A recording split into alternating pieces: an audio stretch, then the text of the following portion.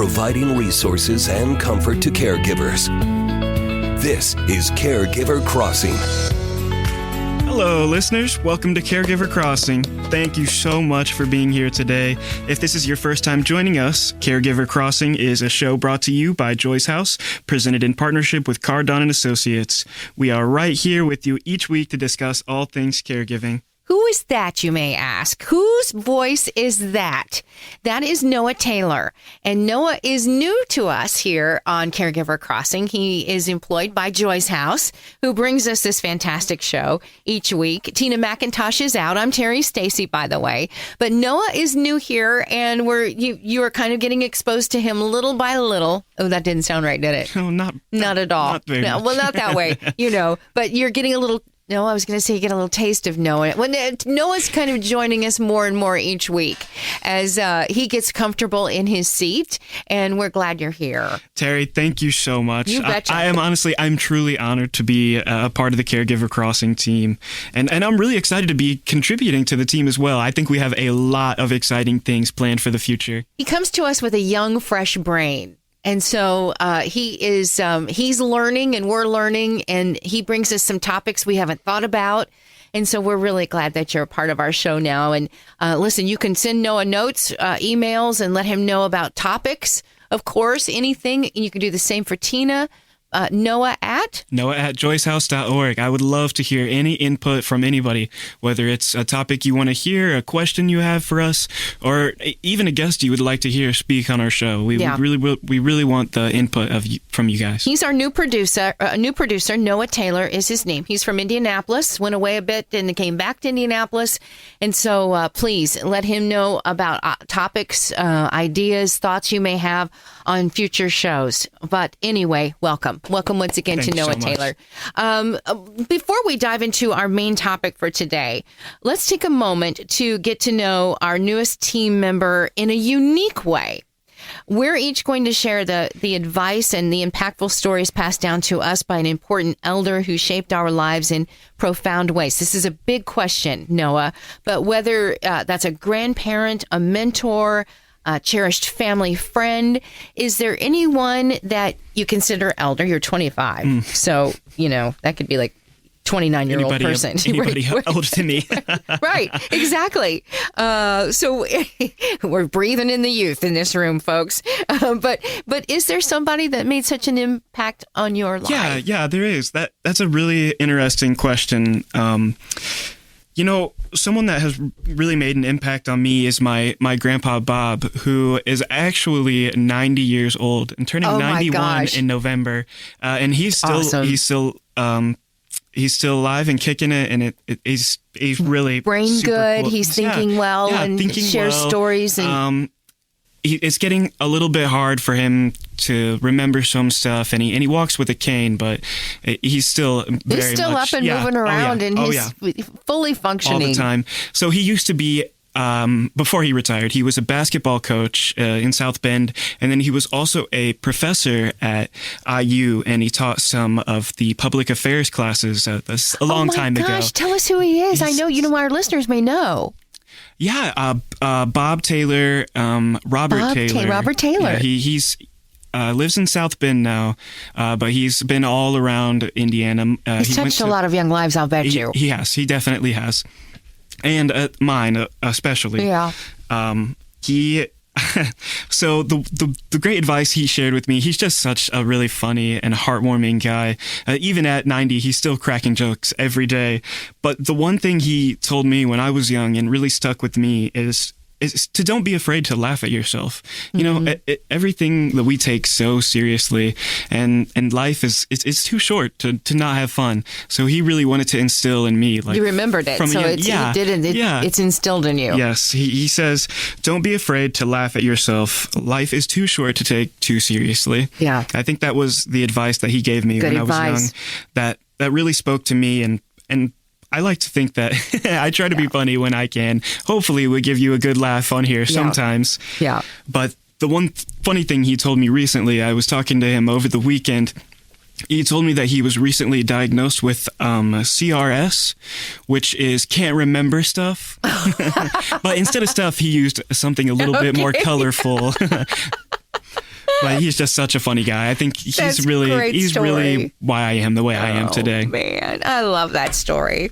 Tina McIntosh is out. She's got a million stories, but she may be back with us here in a little bit. But she's out at this moment. But I'll share with you. You know, I'm old, Noah, in my 60s, so I've had a lot of important people in my life, and they become important at different parts of your life. Okay. My mom always, and is at the top of the list of people that the wisdom I've received and watching her.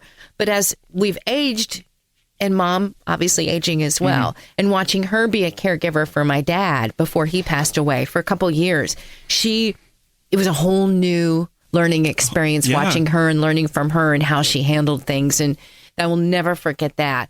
Growing up as a kid, Mom and Dad always a part of my life and at the top. But Grandma Condra, she kept us most of summers, most of the cousins and everybody.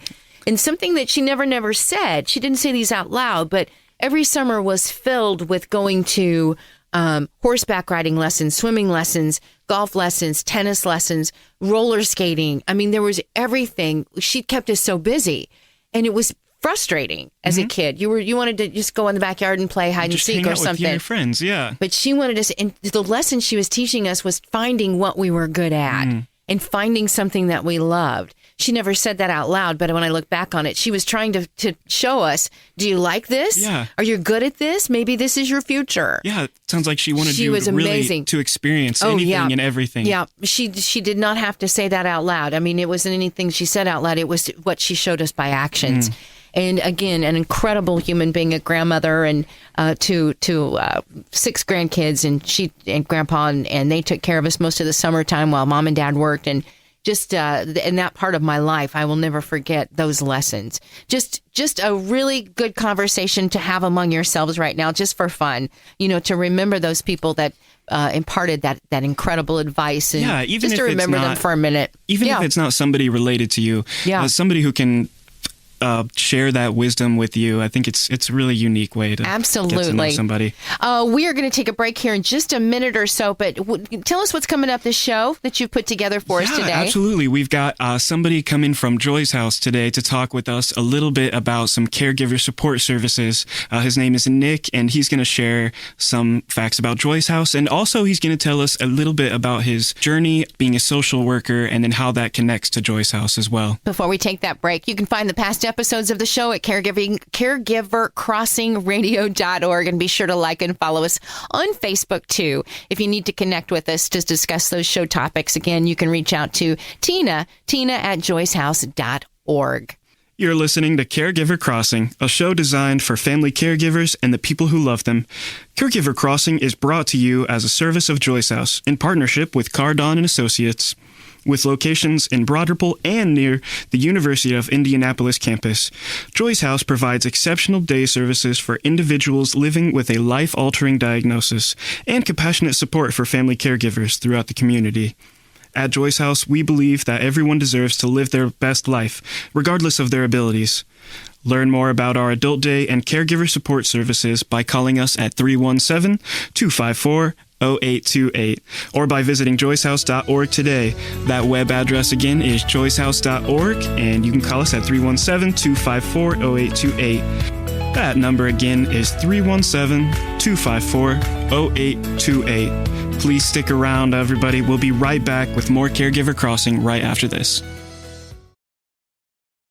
Audible's romance collection has something to satisfy every side of you. When it comes to what kind of romance you're into, you don't have to choose just one. Fancy a dalliance with a duke, or maybe a steamy billionaire. You could find a book boyfriend in the city and another one tearing it up on the hockey field. And if nothing on this earth satisfies, you can always find love in another realm. Discover modern rom-coms from authors like Lily Chu and Allie Hazelwood, the latest romantasy series from Sarah J. Maas and Rebecca Yarros, plus Regency favorites like Bridgerton and Outlander. And of course, all the really steamy stuff. Your first great love story is free when you sign up for a free 30-day trial at audible.com/Wondery. That's audible.com/Wondery. Welcome back to Caregiver Crossing. Terry Stacy, along with our friend Noah. Noah, do you want us to tell your last name? Sometimes I should ask you. Yeah, it's Taylor. Okay, just wanted to make sure. Sometimes people like to remain anonymous. So Noah Taylor is with us, and Tina is out for the moment. Today we have a very special guest who is a master's student in social work and a Caregiver Services team member at Joyce House. Welcome to the show, Nyc Sigmon. How are you, Nick? I am doing great. Thanks for having me. We're glad you're here. Tell us more about your role at Joyce House and how you got involved in caregiver services. Yeah, of course. So I started in direct care as one of my initial internships. And then I transitioned into my internship now, which is in caregiver support and caregiver way. So I kind of just took on that role through working with our caregivers and my direct care role, and I'm kind of transitioning into that now. Could you explain a little bit about what the caregiver services are that Joyce House offers? Yeah, so we have 5. I hope I can remember all of them. So obviously Caregiver Crossing here. We have integrated healthcare coordination. We have our care kits. We have Caregiver Way, which is one of the things I'm working on a lot. It's an online community for caregivers. And I feel like I'm forgetting one of them. I always leave one off. I was counting. End of life doula. Oh, was that it? End of life doula. Yes. That is it. Yep. End of life doula has been such a new term for me. Truly, I had no idea. I know Tina has studied and is capable and able to be an end of life doula, and it's just a whole nother world for me to learn. And it's because of all of you. The care kits have become so popular. Not just become, they've been popular since Joyce House brought them to life. Tell everybody that are new to our area, again, to our show. We have listeners now that are in Illinois and all across the state. Care kits. Nick, tell us about them and how caregivers really do benefit from them. Yeah, so it's really kind of overwhelming, but in a good way, because the initial page is just all the information about your loved one, and it can be used to be given to first service responders and really anybody. And then really the care kit goes into so many different sections, ranging from caring for your loved one. It has financial and legal sections, as end of life sections, and there's really just almost everything a caregiver would need in there. Yeah. Just in one, you can grab it. It's there. It's everything. Yeah. Every bit of information is in there. And we hear time and time again from those of you that have listened and have sent away to get a care kit, how fantastic they have been a part of your life. And so we'll let you know how to get one of those care kits here in just a little bit. But Nick, go ahead and ask. You've got a question too. Or Nick, I'm sorry, Noah. I have too many. There's too many four-letter N names in here. Nick, Noah, Nate. I'm sorry. You go ahead, Noah. So, Nick, in your experience, what are some common challenges that caregivers face, and how does Joyce House really help them out? I would say sometimes there's a lot of challenges. I'd say one thing is just getting your loved one out of the house is a big thing. And kind of how Joyce House supports and overcoming these challenges is just reaching out and being there. And if, for example, if someone's coming to Joyce House and they're struggling to get out of their car, be one of our direct care staff going out to meet the caregiver, greet them, and really meet the guests as well. That's one really particular challenge I can think of. Joining us right now on the phone is Nyc Sigmon. He is with Joyce House Adult Day Services.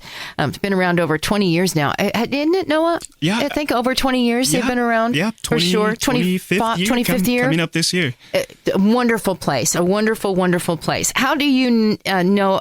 Oh, my gosh. I'm going to get this right if it kills me. Nick, how do you ensure that the services provided by Joyce House are really personalized to meet the unique needs of each caregiver and their loved one? I would say in terms of just the caregivers we support directly, it's really just getting to know them on an individual level. And, as a smaller organization, I really feel like we can build that individual rapport and just having that face there that the caregiver knows. And it just kind of creates that warm comfort feeling of just having that relationship built. That's so amazing. It sounds like Joy's House really is excellent at creating that personal touch and that connection with all the families. Can you share any success stories or memorable moments from your time working with a lot of caregivers at Joy's House? Yeah, so one thing I can think of is we have our Christmas party every year at both of our houses, and this is a time where caregivers will come into the house. They have the option of coming into the house, which they always do, but they will sit there and we'll open gifts for Christmas, and the caregivers will get gifts as well. And, this is always just a really, really fun moment because they get to be involved and they get to see their loved one open gifts. And it's really just like such a community and close-knit situation that happens every year around Christmas time. I just want to mention, if you are in Illinois listening to us today on Caregiver Crossing and you need some help on finding an adult day service in your area, please don't hesitate to reach out to Tina at joyshouse.org. Tina is the founder, Tina McIntosh, who normally is right here with us on the show. And Tina would be glad to, she's been doing this a long time. And people reach out to her for everything. So if you need, you would like an adult day service wherever you are, Tina would be glad to let you know who she recommends because she's really the best. Yes. So just so you understand, Joy's House is here in Indianapolis, but for those of you elsewhere, please do that. Do reach out to Tina if you'd like to know more about the fantastic services offered in your neck of the woods. Let's see, Nick, I'm checking our time. Nick, we've got a few more minutes here before we need to take a break. What advice would you offer to someone who is new to caregiving and really feeling overwhelmed by the responsibilities? Yeah, I would really say, and this is said a lot, but really take care of yourself is so important. And I feel like that's said a lot, that self-care part, but I really feel like one of the things you can really do to take care of yourself is not being afraid to ask other people for help and really be specific in what you want, like when you're asking people for help. If you have like a neighbor or a sibling or someone that's helping you out, specifically tell them like what you need and what they can do for you.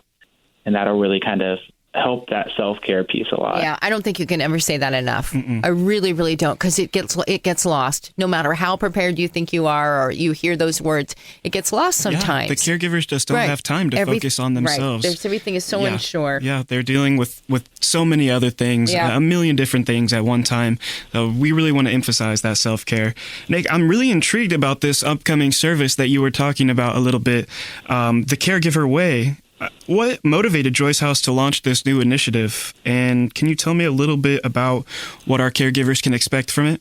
Yeah, so really a lot of the leaders in aging and dementia care and a lot of leaders from around Indiana came together, and we knew there was a service that wasn't being met. And the service, in essence, was some sort of online community for caregivers. So really, this group of leaders really landed on Joy's House as being the one to do this. So really what caregivers can expect from this is just support and education is a big thing. And from self-care, caring for a loved one, financial and legal tips, and even into the end of life and life after caregiving sections, really come there and watch videos or read stories that'll give you direct steps or advice that might help you with your caregiving experience. It's so important. They've worked on this for a really long time. Everybody, Caregiver Way, worked on it for years. And so it is exactly the way that Tina wanted it to be, and everybody else that was so instrumental in making Caregiver Way come to life. And so we're really thrilled about Caregiver Way. And it's just terrific. With us is Nyc Sigmon, and he is with Joy's House. We are going to take a break here in just a moment, but we wanted to thank you again. Nyc, you can stick around with us just a little bit, can't you? Sure can. Yeah, Nyc will stick with us, and we'll learn more about caregiver services at Joy's House and his academic journey as a social worker and how it's really influenced his approach to caregiver services. But we need to do this first. Take care of a little business, Noah. You're listening to Caregiver Crossing, a show designed for family caregivers and the people who love them. Caregiver Crossing is brought to you weekly by Joy's House in partnership with Cardon and Associates. We are here every week to bring you support, education, and hopefully a good laugh. Visit Visit caregivercrossingradio.org to connect with us, hear past episodes, learn more about caregiver support resources in the community, and much more. That website, again, is caregivercrossingradio.org. Don't go anywhere. We'll be right back with more Caregiver Crossing shortly.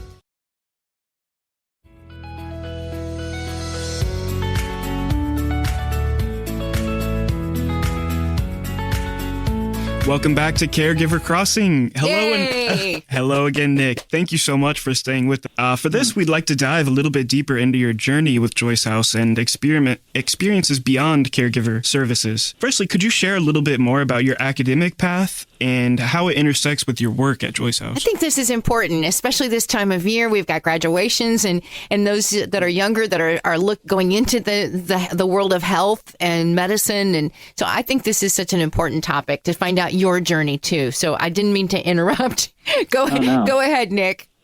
All good. I actually very briefly had my undergrad in secondary education, then decided to go on and get my master's in social work, kind of stay in the field of helping. I took a foundation internship at Joyce House in direct care through my master's in social work program, and then I kind of went into my advanced practicum in care services at Joyce House, primarily working with caregivers in terms of annual meetings and intakes, and then kind of Caregiver Way as well, which is our online community for caregivers. Heading into this field of aging and caregiving, and I know for a lot of people, this is not like a sexy job, if that's a right word. This is not going into a very glamorous area, a tough area, in fact. What aspects of this work are you finding most fulfilling for you? It's interesting. I started at Joyce House over at our UIndy location because it was convenient for an internship and close, and I didn't really know that I would like the field of aging and caregiving, and then I fell in love with it. And really, I guess the aspect that's most fulfilling with me are just the connections they are able to build with caregivers, with guests, and really there's just really meaningful connections that you're able to have. I understand that. I really do. I was I was a candy striper. First thing I ever did, at 14 years old, candy striper at Turtle Creek Nursing Home in Newcastle, Indiana. And I never forget it. You never forget those people. Those connections you Even make. at 14 years old, they were, grandparent-like to me. But the stories that you would just take a minute to listen to, and there's so much knowledge and so much you can gain from just spending a few minutes with somebody that's older than you. I think that's awesome, and I'm glad you went this route. It sounds like you found a good home. Nick, it sounds like you do a lot of work with the caregiver services and a lot of work with the caregivers as well, the loved ones of our guests. How do you find time to balance your academic studies for our students listening? How do you find time to balance your academic studies with your role at Joyce House? I'm not going to lie, it hasn't been easy being in a master's program, but really just getting to a schedule and knowing your schedule and being able to stick with that. And then also, I guess the important part of it is if you're focusing so much on academics and work or internship is you still have to find that time of day to just be yourself, put that self-care in, fit your hobbies in. So I feel like that's the really important piece of balancing it so you don't get burned out.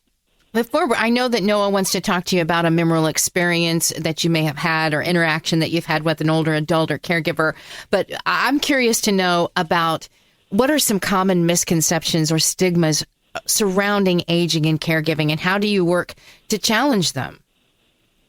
I'd say a really common misconception is that a lot of people think that dementia is really just a normal part of aging, and that's just not true. A lot of people don't age in that same way, but some people do. And I guess another, in terms of caregiving itself, is that I think a lot of people don't realize how hard it is until you get into it, and which is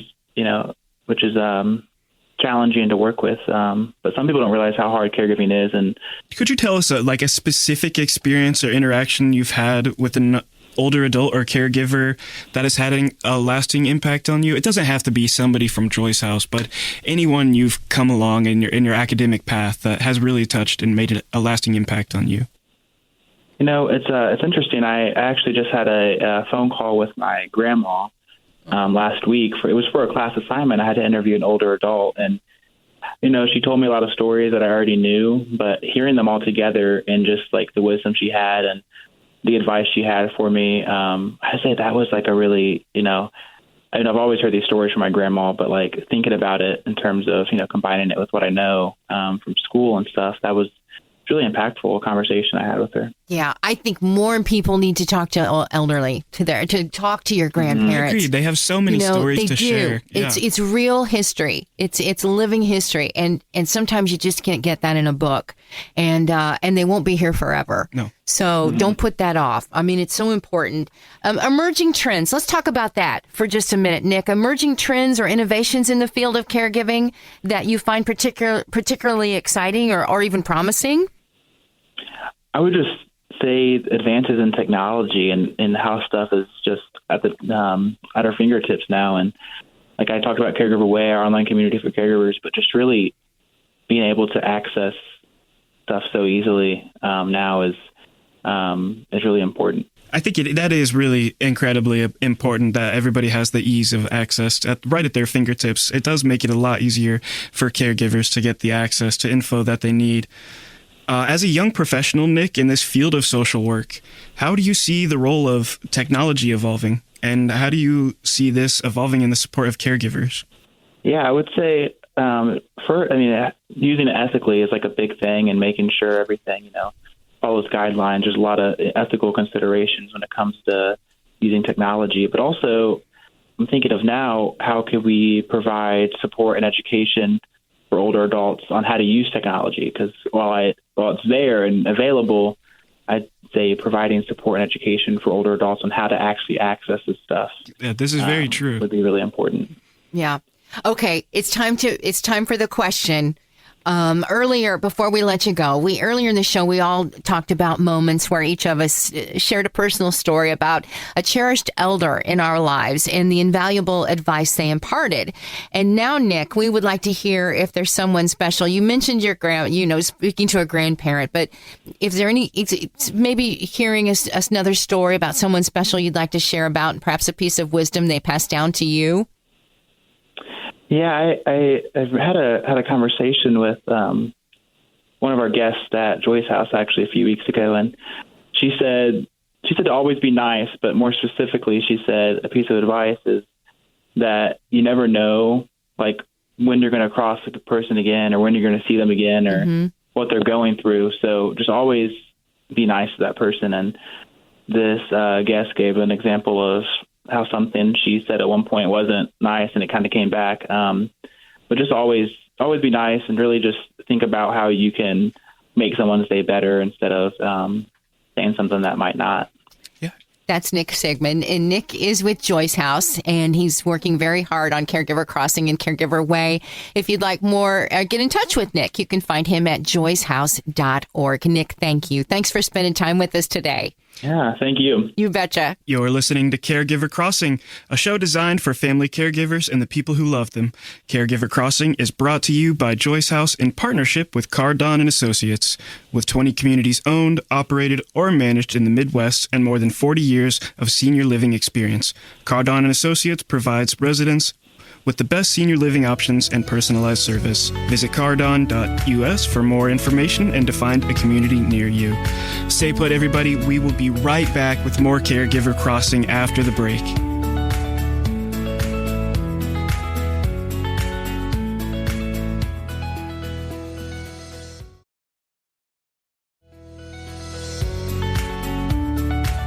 All right, we're back, everybody. We have had a great time with you today, but it's about time for us to wrap up. And so here's a segment that is all about you.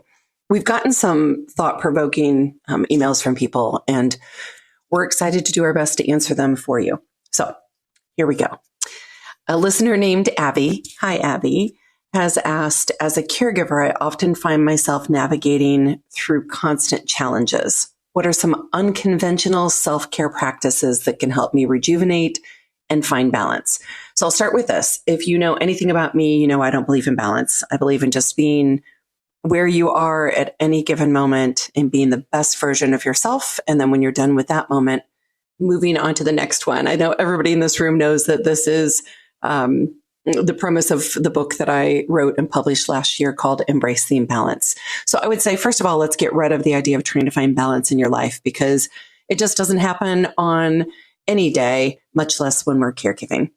So with that being said, the part that I thought was interesting about this question was when you said unconventional self-care practices. And so I had to really do a deep dive on this and ask some people around me. And they came up with some good answers. So one is declutter. I know for me, people always think I like to clean. I don't like to clean. Let's be clear. I do like to declutter. There's something in it that is very cleansing for me. We actually here at Joy's house do a quarterly cleaning day where we still have services, but for that one day every quarter, we clean out our desks and we clean out cabinets and spaces that normally don't get attention. We restock things. And I find that after I leave that day, I crave to go home and do it at my house too. So there's that. Maybe you stop drinking. If you drink alcohol or caffeine, maybe you stop. You look at ways that you are finding that you are self-medicating or trying to cope. It might be fast food. It might be caffeine. It might be something else. And so just take audit of that and realize that maybe you need to try something different that will really take care of you, because it's easy for us to get stuck in ruts and do the more simple things like drive through a fast food restaurant. Give up being right. That one's pretty straightforward, but just give up being right and realize that other people can be right too, or they can be more right than you are. I love this one. It is write a letter to your future self. And when I thought about that, I thought, what would I write to my future self? And I would probably tell me that it's okay that as a parent, that I've made mistakes. It is okay that I realize it was the first time I had ever been a parent. And that my kids were going to need therapy for lots of things. And it wasn't going to be that one day that I didn't make the softball game. And so, I think, what is it you would say to yourself from a future perspective, and realize that is really what you should be saying to yourself right now. And as caregivers, man, we're hard on ourselves. And then another one is stop to cuddle an animal. And this one is like, you really have to stop and do it with intention. So we have a lot of animals at our house. We have 3 dogs. Some of my favorite moments with those dogs is when I stop everything that I'm doing and I just sit down to be with them. Like it's just our one-on-one time, or 3-on-1, because let's be honest, they, one climbs in my lap and the rest are there. But, where I get down on the floor with them and I just look them in the eyes and I pet them and I cuddle them. And there's so many health benefits to that, not just mental, but from a physical health perspective as well. So stop and cuddle an animal. So let's recap those really quick. Declutter something. Find out what it is that you're doing to self-medicate and stop doing that thing. Give up being right. Write a letter to your future self and stop to cuddle an animal. And those are 5 just quick tips for unconventional self-care practices that you can do to help yourself. So Abby, thanks for asking that question. And then I think we've got time for one more. And this one comes from a listener named Leah. Leah says, how can laughter and humor play a role in caregiving? For instance, another caregiver shared with her how they introduced a joke of the day tradition with their aging parent. And I love this. Laughter, if you don't know, laughter is really good for us. So one, a good belly laugh, or rather 100 of them, is equivalent to 15 minutes on an exercise bike. Now, I don't know about you. I don't feel like I laugh enough. I smile a lot, but I don't really belly laugh. And so a good belly laugh is wonderful. And it also releases negative thoughts. It helps to relax our bodies, our shoulders, our necks, where we carry a lot of that tension.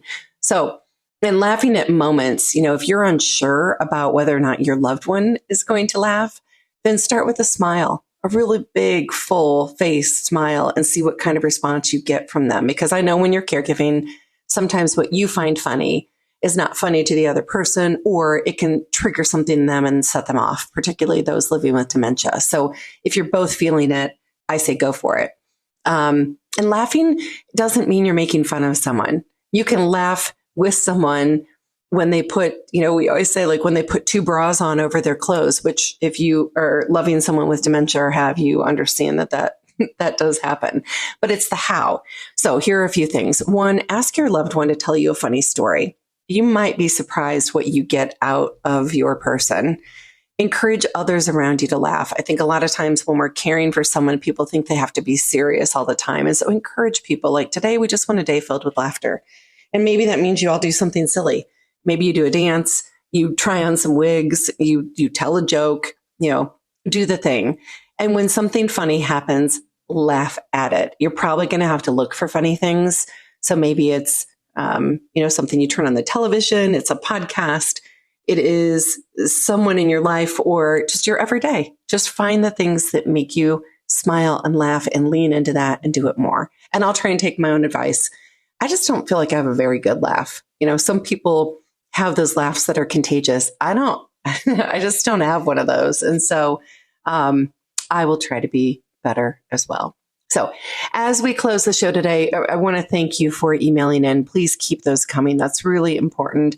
And if you want some more information or resources, as you go through this journey of caregiving, you can email me at Tina, Tina, @joyshouse.org, or you can call us at 317-254-0828.